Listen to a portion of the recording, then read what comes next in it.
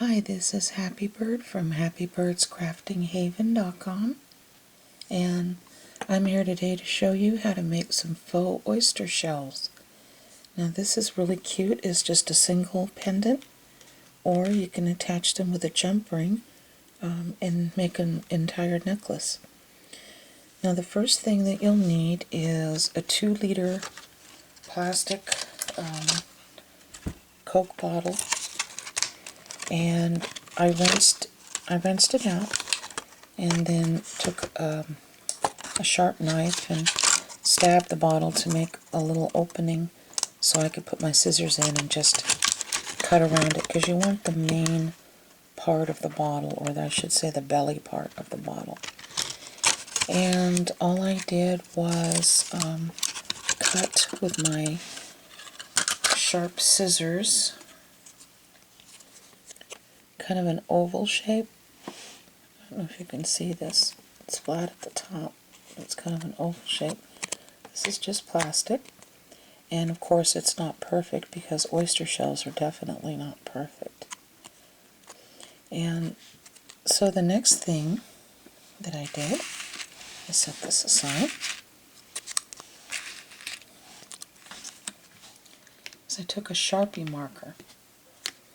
Now you can use any color Sharpie that you would like, but personally I think I prefer the brighter markers. They seem to come out with a little more intensity in the color. And I just colored it in like this. Doesn't have to be perfect, just, you know, do the best you can. And then we'll take a candle and run this across the top of the flame. Not in the flame, but on top of the flame. Now, you're going to do this on both sides. This is important. And by the way, I received inspiration for this craft from the Cool to Craft channel with Heidi Borchers, as well as another channel called ThriftyJewelryCrafts. And although these are not the identical processes, the idea came from them, or I should say the inspiration.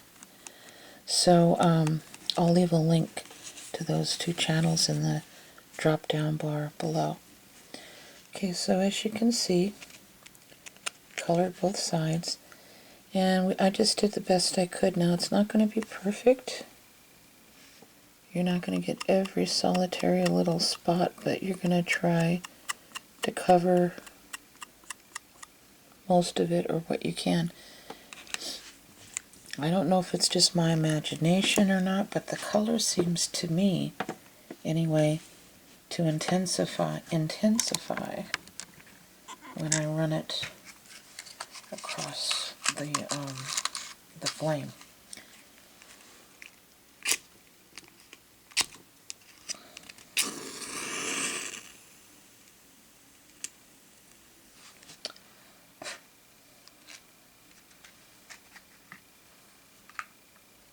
Okay.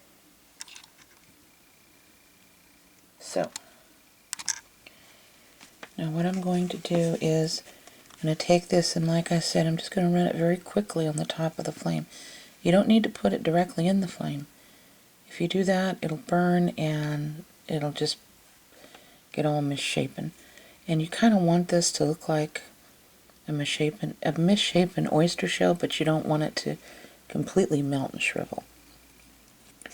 So normally you would be using a pair of tweezers to hold on to this, to do this, but the tweezers I have a rubber coating on it, so I couldn't do that, but I'll probably end up buying some tweezers from the Dollar Tree or something like that for this project. But you just want to run it quickly across the top of the flame and see how it starts to curl. And do a little bit at a time, because you can always add more of a curl to this, but you can't always fix it once it's curled too much. Okay. Do the top part. Like that, see? Even after you take it out of the flame, it continues to melt for a few seconds. See? It's rounding, which is kind of what I want. Okay.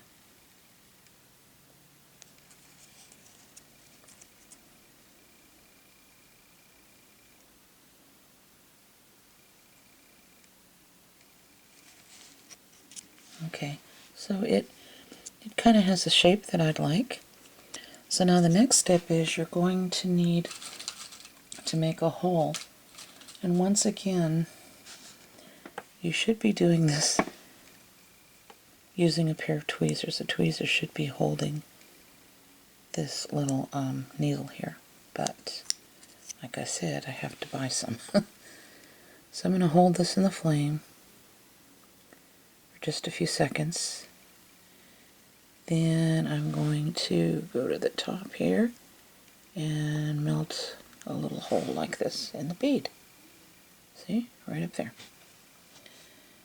And so now you'll have a place to slip your jump ring through. Make sure the hole is wide enough. So the next step, you blow out this candle, since we don't need this anymore.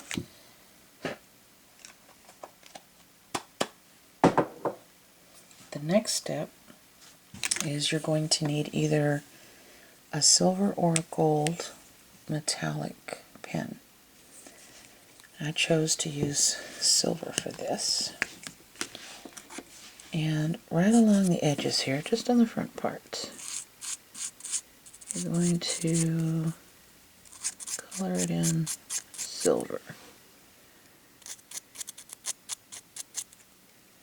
Just on the front.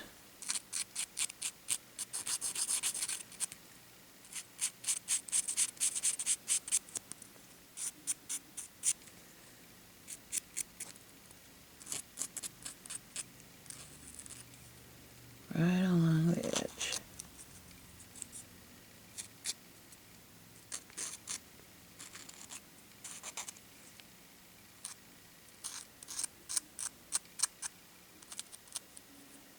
Like that, so it kind of gives it a little more definition, like an oyster shell. And next, I'm going to need some Mod Podge Dimensional Magic. I picked this up at Michael's. And we're going to make, tilt this camera downwards. We're going to make a little pool in here. There we go. Like that. And I'm going to take some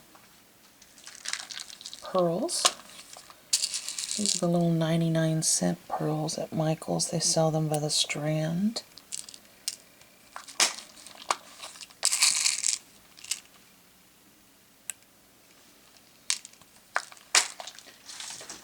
And let's see.